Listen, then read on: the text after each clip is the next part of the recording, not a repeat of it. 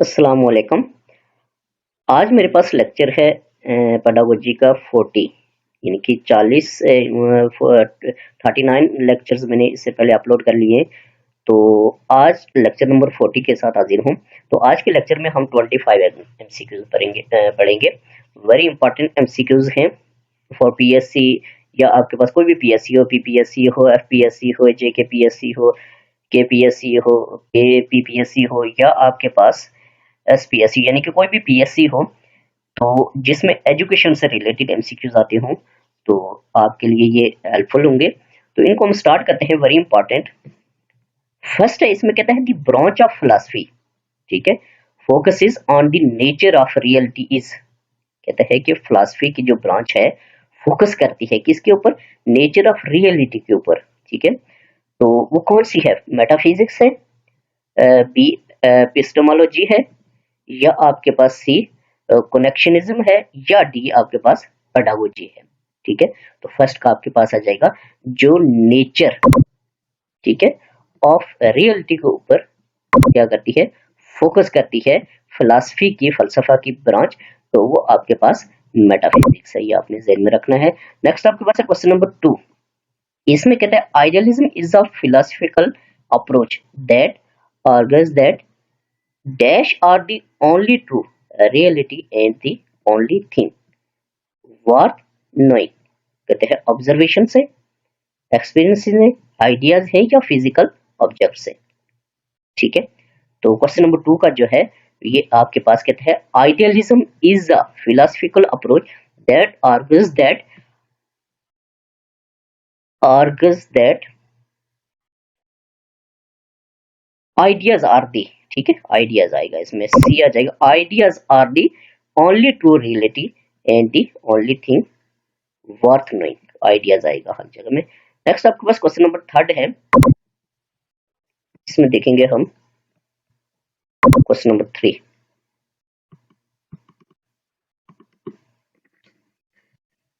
Third में क्या कहता है, इसको हम पढ़ेंगे। क्वेश्चन नंबर 3,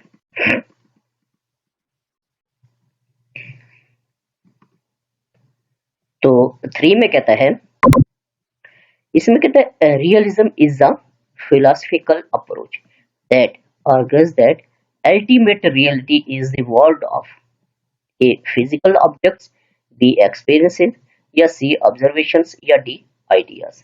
थर्ड वन, तो देखें आपके पास realism is a philosophical approach, कहता है that argues that ultimate reality is the world of physical objects, is the world of physical objects. इस मीन के आपके पास ए आ जाएगा थर्ड वन का, ठीक है। नेक्स्ट 4 है, तो इसको हम देखेंगे क्वेश्चन नंबर 4 को। इसके सारे ऑप्शन देख लें तो फिर 4 1 क्वेश्चन नंबर 4 है। देखिए इसमें क्या कहता है, इसमें कहता है 4 में, इसमें कहता है who is called the father of both realism and the scientific method, ठीक है। कहता है कि फादर ऑफ यानी कि रियलिज्म का और साइंटिफिक मेथड का बाप कौन है, यानी father of both realism and scientific method का, ठीक है। कहता है थारनडाइक है, प्लेटो है, सुकरात है, या अरिस्टोटल है। 4, तो 4 का आपके पास आ जाएगा father of realism and scientific method is Aristotle, ठीक है। ये आपके पास डी आ जाएगा। नेक्स्ट क्वेश्चन नंबर 5 की तरफ हम मूव करेंगे। 5 इसको देखेंगे अब।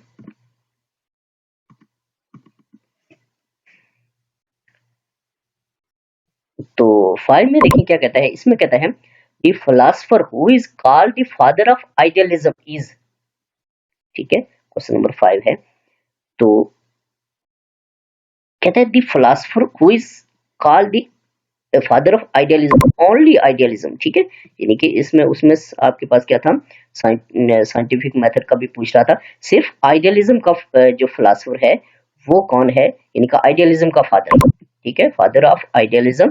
तो वो आपके पास है, कहता है अरिस्टोटल है, प्लेटो है, सुकरात है, या थारनडाइक है, ठीक है। 5, तो 5 का आ जाएगा आपके पास बी, प्लेटो है, ठीक है।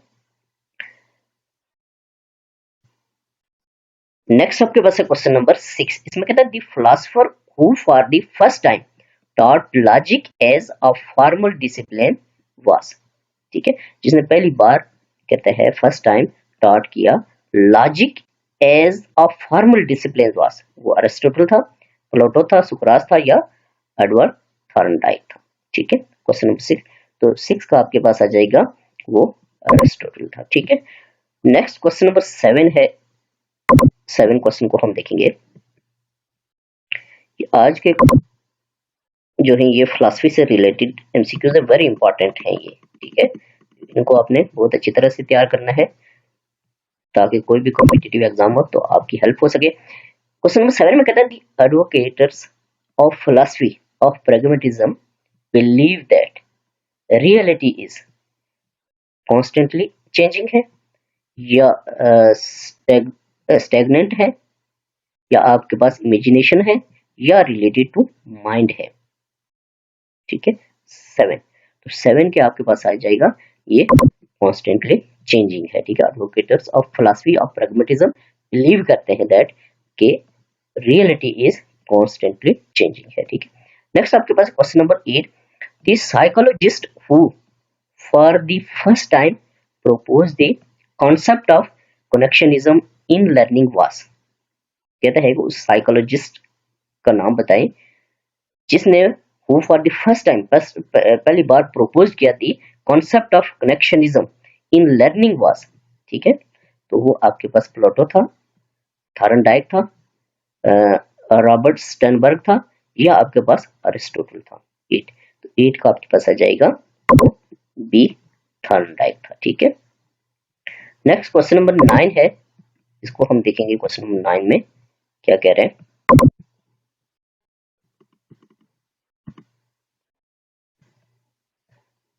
तो 9 में कहता है according to Thorndike, Edward Thorndike, learning is about responding to, कहता है कि थॉर्नडाइक के मुताबिक learning is about responding to stimuli, change, experiment या एनालिसिस, ठीक है। 9, तो 9 का आपके पास आ जाएगा अकॉर्डिंग टू थॉर्नडाइक, ठीक है, learning is about responding to stimuli, ठीक है, ये आ जाएगा।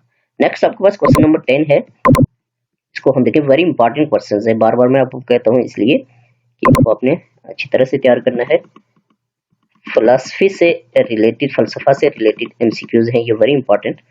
तो क्वेश्चन नंबर 10 देखिए, इसमें कहता है anything that causes of reaction is called, ठीक है, कहते हैं कोई भी चीज जो है anything that causes a reaction is called, वो कनेक्शनिज्म है, स्टिमुलस है, लर्निंग है या फिजिकल ऑब्जेक्ट्स है, ठीक है। 10, तो 10 का आपके पास आ जाएगा ये आपके पास स्टिमुलस होता है, ठीक है। नेक्स्ट आपके पास 11 है the connectionism between stimulus and response, stimulus और रिस्पांस के दरमियान कनेक्शनिज्म के बारे में कह रहे हैं इज कॉल्ड, क्या कहेंगे, रिसीविंग, एक्सेप्टिंग, पैराडिंग,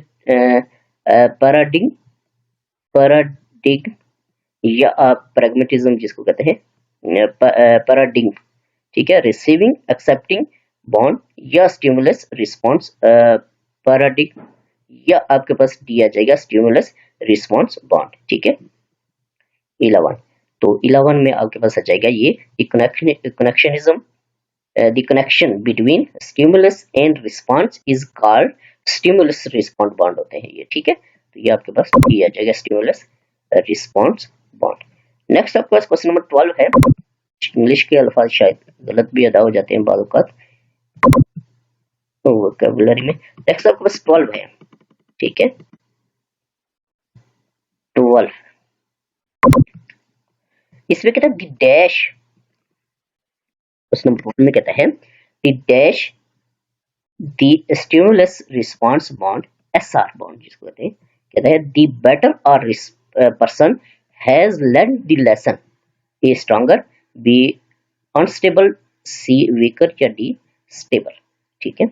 12, तो 12 का आपके पास आ जाएगा द स्ट्रॉन्गर, ठीक है, stronger the stimulus response bond, SR bond, the better a person has learned the lesson, तो इट मीन के ये आ जाएगा, ठीक है।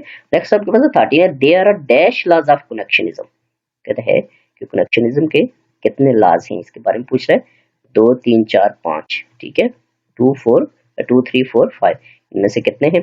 तो there are 3 laws of connectionism, ठीक है। 13 का आपके पास आ जाएगा बी। नेक्स्ट आपके पास है क्वेश्चन नंबर 14।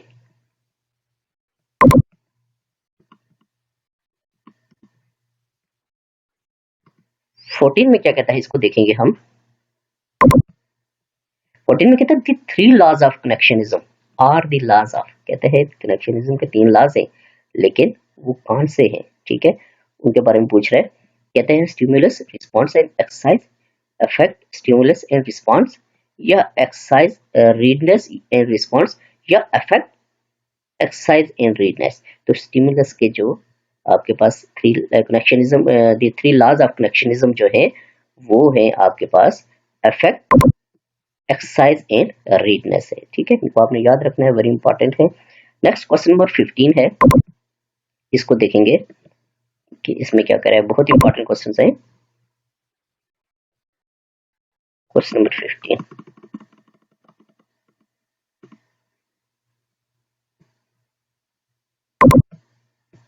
इसमें according to the law of effect, effect law के मुताबिक कहता है if a stimulus results in a positive outcome the SR bond is, तो कहते हैं वो स्टेबलाइज्ड होगा, वीकेंड होगा, स्ट्रेंथेंड होगा, या आपके पास अनस्टेबलाइज होगा, ठीक है। तो 15, तो 15 का आपके पास आ जाएगा, ये आपके पास स्ट्रेंथेंड होगा, ठीक है, according to the law of effect if a stimulus results in a positive outcome होगा तो 3s ये SR बॉन्ड इज बिल्कुल स्ट्रेंथेंड होगा, ठीक है। सी आ जाएगा 15 का। नेक्स्ट आपके पास है 16, इसमें कहता है according to law of effect, कहता है कि लॉ ऑफ इफेक्ट के मुताबिक if a stimulus result in a negative outcome, ठीक है, उसमें कह रहा था पॉजिटिव आउटकम, इसमें कहता है अगर नेगेटिव आउटकम हो द SR बॉन्ड इज, तो SR बॉन्ड होगा स्ट्रेंथेंड, वीकेंड, या आपके पास स्टेबलाइज्ड, या आपके पास अनस्टेबलाइज्ड, ठीक है। तो 16 का आपके पास आ जाएगा, वो आपके पास नेगेटिव आउटकम होगा तो वीकेंड होगा, ठीक है, वीक होगा। नेक्स्ट आपके पास क्वेश्चन नंबर 17 है,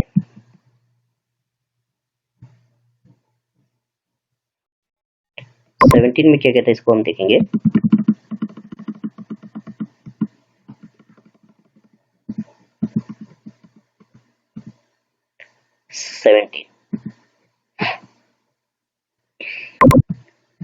सेवनटीन में कहते हैं अकॉर्डिंग टू द डैश, ठीक है, कहते हैं कौन से लॉ के मुताबिक the more you do something the better you are at it, ठीक है, कहते हैं कौन से लॉ के मुताबिक the more you do something the better you are at it, तो वो आपके पास कहता है लॉ ऑफ इफेक्ट के मुताबिक, law of exercise, law of readiness, या लॉ ऑफ कनेक्शनिज्म, ठीक है।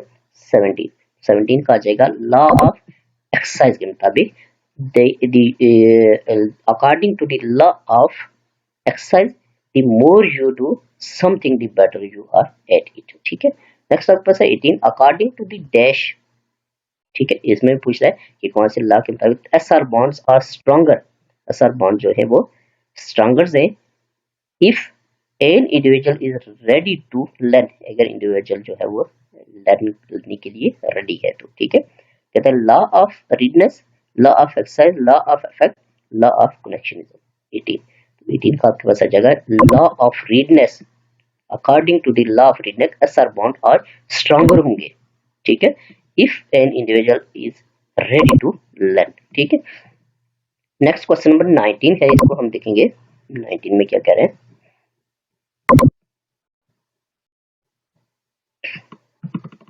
क्वेश्चन नंबर 19, तो 19 में कहता है दी डैश सेज, ठीक है, कौन सा लॉ कहता है we are motivated to gain rewards and avoid punishments, कौन सा लॉ कहता है कि we are motivated to gain rewards, हम मोटिवेशन के जरिए कहता है टू गेन कर सकते हैं रिवार्ड्स एंड अवॉइड, और पनिशमेंट से अवॉइड करके, ठीक है। वो लॉ ऑफ रीडनेस है, लॉ ऑफ एक्सरसाइज है, लॉ ऑफ इफेक्ट है, लॉ ऑफ कनेक्शनिज्म है। 19 का आ जाएगा वो लॉ ऑफ इफेक्ट, कहता है the law of effect says we are motivated to gain rewards and avoid punishment, ठीक है। नेक्स्ट क्वेश्चन नंबर 20 है,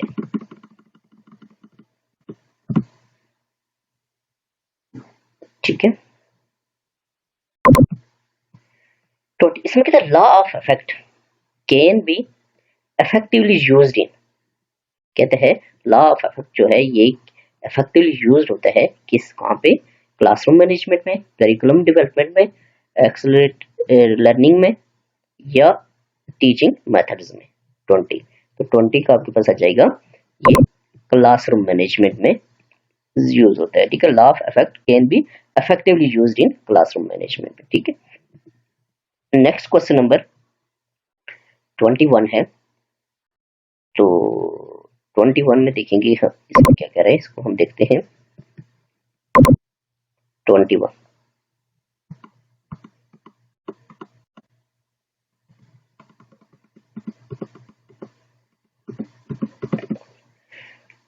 में कहता है फॉर एन इफेक्टिव टीचिंग, ठीक है, the teacher must be a subject matter expert that includes, कहता है कि इफेक्टिव टीचिंग के लिए टीचर जो है must be a subject matter होना चाहिए, एक्सपर्ट होना चाहिए।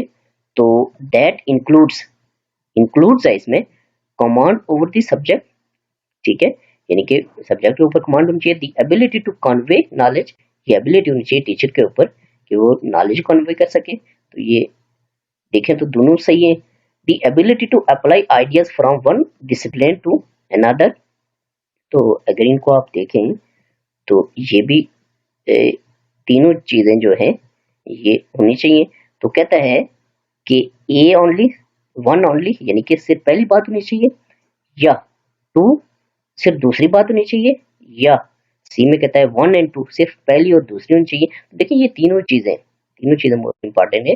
तो डी कहता है 1 2 एंड 3, तो इसमें के डी आ जाएगा क्योंकि ये तीनों चीजें इंपॉर्टेंट है, ये तीनों चीजें होनी चाहिए, ठीक है। नेक्स्ट आपके पास 22 है, इसको हम देखेंगे कि 22 में क्या कह रहे हैं।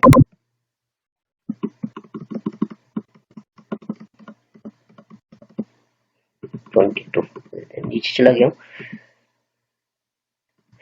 22 में कहता है 22 इसमें कहता है the situation technique of classroom management is a technique where instead of punishment negative behaviors the teacher might decide to actually dash the negative behavior, encourage, discourage, ignore या divert, ठीक है। 22 का आपके पास आ जाएगा वो encourage करेगा, ठीक है। नेक्स्ट आपके पास क्वेश्चन नंबर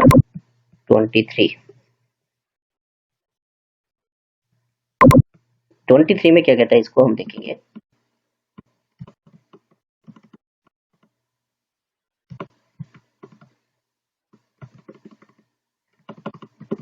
नीचे आ गया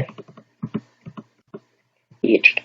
23 तो देखिए 23 में क्या कहता है, 23 में कहता है the extinction technique of classroom management, extinction technique of classroom management के बारे में कह रहे हैं।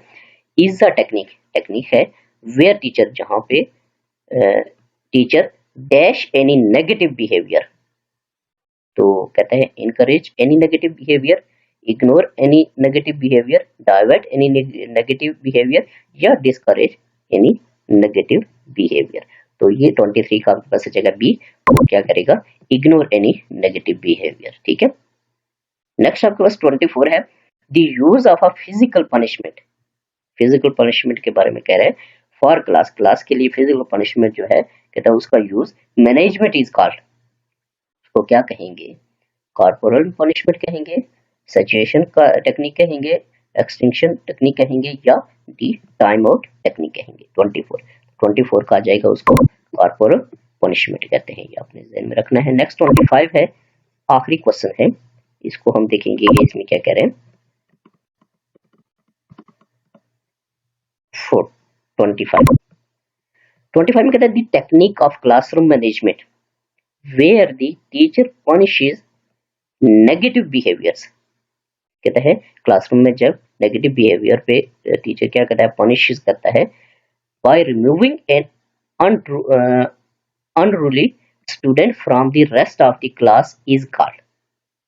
ठीक है, तो कहता है वो कॉर्पोरल पनिशमेंट है, सिचुएशन का टेक्निक है, टाइम आउट टेक्निक है, या एक्सटिंक्शन टेक्निक है। ठीक है, 25 तो 25 का आ जाएगा आपके पास सी, उसको टाइम आउट टेक्निक कहेंगे। ठीक है, तो आज के लेक्चर में हमारे पास 25 ही एमसीक्यूज है, वेरी इंपॉर्टेंट एमसीक्यूज हैं फॉर पीएससी, एनडीएस या कोई भी कॉम्पिटिटिव एग्जाम हो, तो इसकी आपने तैयारी करनी है। तो नेक्स्ट लेक्चर के साथ